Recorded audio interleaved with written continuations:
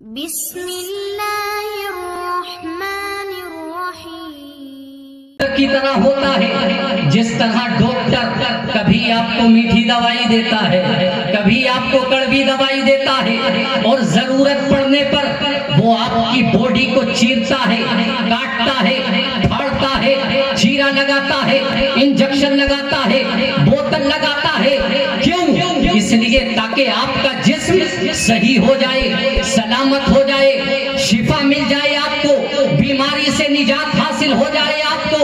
اسی طرح ایک مولوی کا کام ہے، اسی طرح مسجد کے امام کا کام ہے، اسی طرح ایک وائس کا کام ہے، اسی طرح ایک ناصح کا کام ہے، اسی طرح ایک متکلم کا کام ہے کہ وہ صرف میٹھی دوائی دے کر لوگوں کو جنت کے ٹکٹ نہ بانٹے۔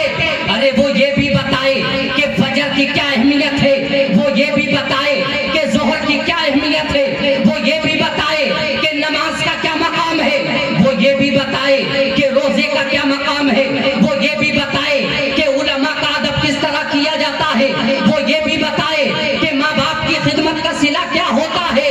تو پیارے مسلمانوں، نعت رسول سن کر صرف سبحان اللہ کہہ کر مجمع سے چلے جانا یہ کمال محبت نہیں ہے، بلکہ کمال محبت یہ ہے کہ عشاء کی نماز پڑھنے کے بعد تو محفل رسول میں حاضری دے، اور جب صبح کو اٹھے تو تیری آنکھ کھل رہی ہو اور اذان کی آواز آ رہی ہو، اور تو مسجد میں جا کر رب کے شکرانے کے سجدے کرتا ہے۔ سبحان اللہ سبحان اللہ، بے شک سبحان اللہ سبحان اللہ۔ یہ کمال محبت ہے پیارے مسلمانوں۔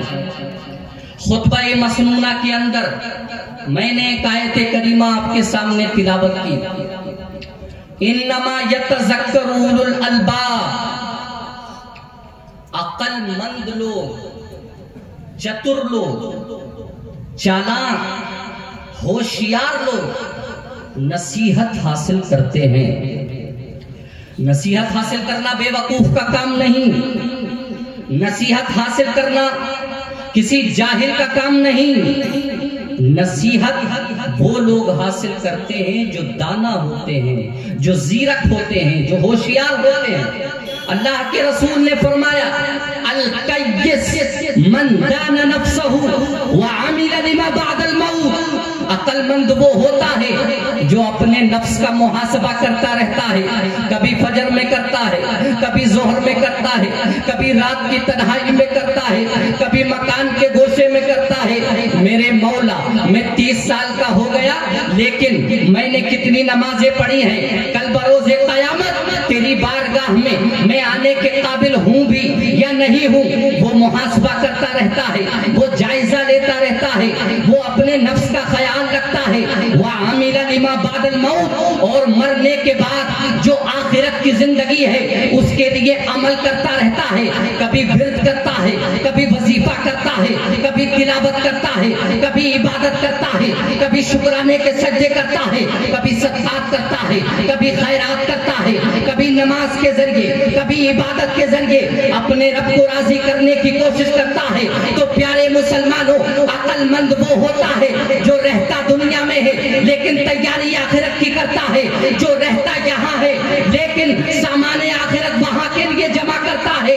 اور سرکار فرماتے ہیں والعاجز من اتبع نفسہ، اور عاجز وہ ہوتا ہے، بے وقوف وہ ہوتا ہے جو اپنے نفس کو خواہشات کا غلام بنا دیتا ہے، کبھی جوئے کی طرف جاتا ہے، کبھی شراب کی طرف جاتا ہے، کبھی غیبت کی طرف جاتا ہے، کبھی سود کی طرف جاتا ہے۔ نماز میں اس کا دل نہیں لگتا، تلاوت میں اس کا دل نہیں لگتا، مجلس رسول میں اس کا دل نہیں لگتا، کبھی ماں باپ کو گالی دیتا ہے، کبھی بڑے کا دل دکھاتا ہے، کبھی پڑوسیوں کو ٹارچر کرتا ہے۔ والعاجز من اتبع نفسہ ہواہا، سرکار فرماتے ہیں بے وقوف ہے وہ انسان جو اپنے خواہشات کا غلام بنا بیٹھا ہے، بے وقوف ہے وہ انسان جو گناہوں کے راستے پر چل پڑا ہے، بے وقوف ہے وہ انسان جو اپنی منمانی کر رہا ہے۔ سرکار نے فرمایا والعاجز من اتبع نفسہ ہواہا وتمنی علی اللہ، بے وقوف ہے وہ انسان جو دنیا کا غلام بنا بیٹھا ہے اور اللہ پر تمنا کر رہا ہے کہ میں تو ایسے ہی جنت میں چلا جاؤں گا، مجھے تو رسول اللہ جنت میں لے جائیں گے، مجھے تو अल्लाह के रसूल जन्नत का परवाना अता करेंगे। सरकार फरमाते हैं अक्लमंद वो होता है जो आखिरत की तैयारी करता है और बेवकूफ वो होता है जो दुनिया की तैयारी करता है। सुभान अल्लाह।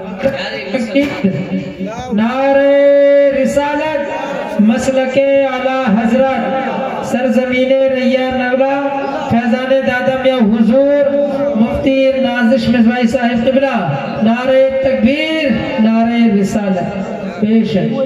समझ गए अक्लमंद कौन होता है?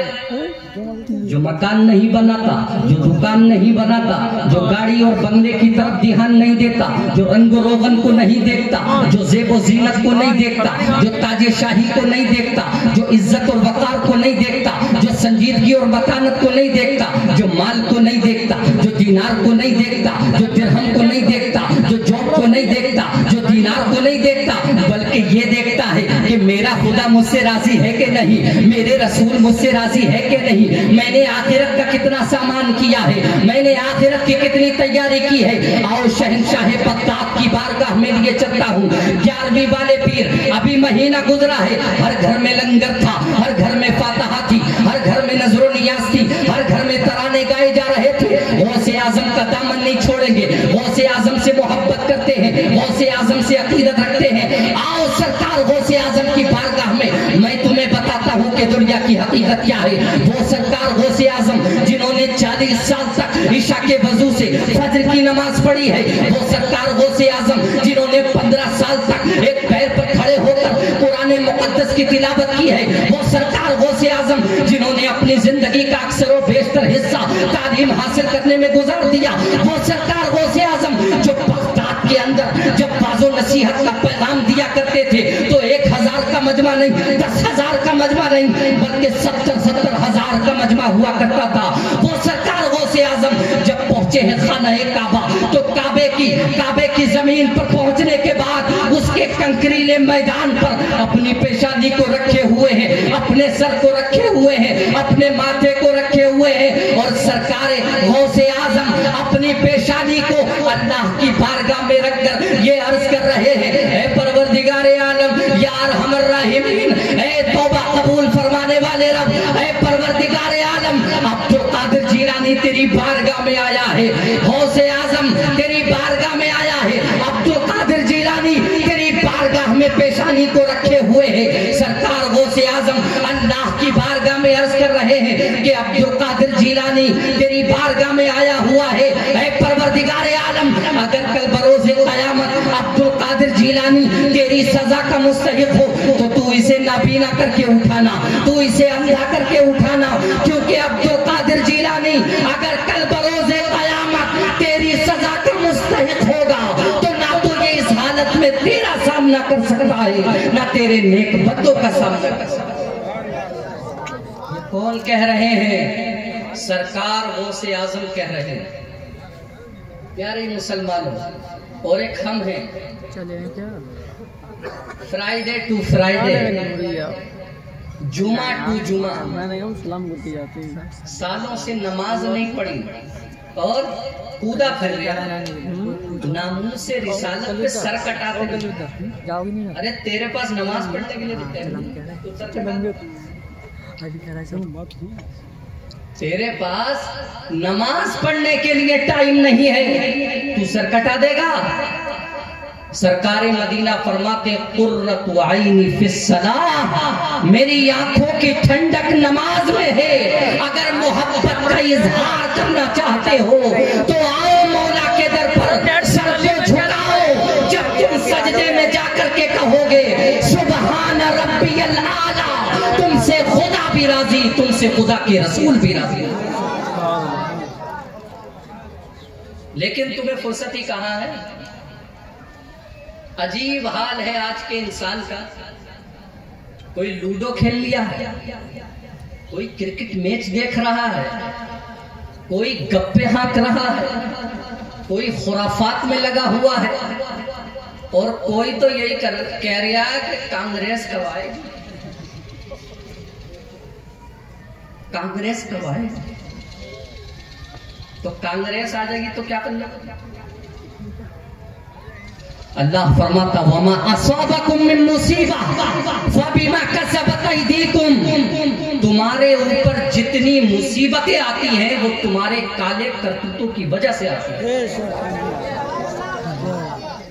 اگر تمہارے کارنامے اچھے ہوتے تو تمہارے بادشاہ بھی اچھے ہوتے۔ جب تک لوگوں کے کارنامے اچھے تھے تو کسی کو محمود غزنوی جیسا بادشاہ ملا، کسی کو ہارون رشید جیسا بادشاہ ملا، کسی کو عمر بن عبدالعزیز ملا۔ اور جب لوگوں کے کارنامے بدل گئے، جب لوگوں نے نماز کو چھوڑ دیا، جب لوگوں نے زکوٰۃ دینا چھوڑ دیا، جب لوگوں نے خدا کو راضی کرنا چھوڑ دیا، تو پھر حجاج بن یوسف ثقفی جیسے ظالم و جابر بادشاہوں سے سامنا کرنا پڑا، یزید جیسے فاسق و فاجر کا سامنا کرنا پڑا۔ کیوں؟ اس لیے کہ مسلمانوں کے جیسے جیسے حالات بدلتے گئے ویسے ویسے بادشاہ بدلتے گئے۔ اگر آج بھی ہم اپنے گریبان میں جھانکیں اور اپنا جائزہ لیں اور اپنی اصلاح کریں تو پیارے مسلمانوں، گورنمنٹ آج بھی بدل سکتی ہے، حکومت آج بھی بدل سکتی ہے۔ یہ حکومت اللہ کے اختیار میں ہے، اللہ جب چاہتا ہے جس کو چاہتا ہے کرسی حکومت پر اس کو بٹھا دیا۔ یہ اللہ کے اختیار میں ہے۔ تو اپنے کارنامے اچھے کرو، اپنی اصلاح کرو، اپنے آپ کو تو بدلو۔ ہر آدمی دوسرے کی طرف انگلی اٹھا رہا ہے، آدمی اچھا نہیں ہے، یہ شرابی ہے، وہ جواری ہے، یہ ظالم ہے، یہ فاسق ہے، یہ زانی ہے۔ بس صبح سے لے کر شام تک ہمارا کام یہی ہے، ایک دوسرے کی غیبت کرنا۔ لیکن ہم کبھی اپنے گریبان میں جھانک کر نہیں دیکھتے کہ ہم کتنے پانی میں ہیں۔ کبھی دیکھا جھانک کر؟ آؤ قرآن کی روشنی میں بتاؤں۔ میں بتا رہا تھا کہ عقل مند لوگ، چتر چالاک لوگ رہتے یہی ہیں، مگر تیاری وہاں کی کرتے ہیں، آخرت کی۔ سورہ رعد کی آیت کریمہ ہے، اللہ رب العزت نے اس کے بعد عقل مند لوگوں کی کوالٹیز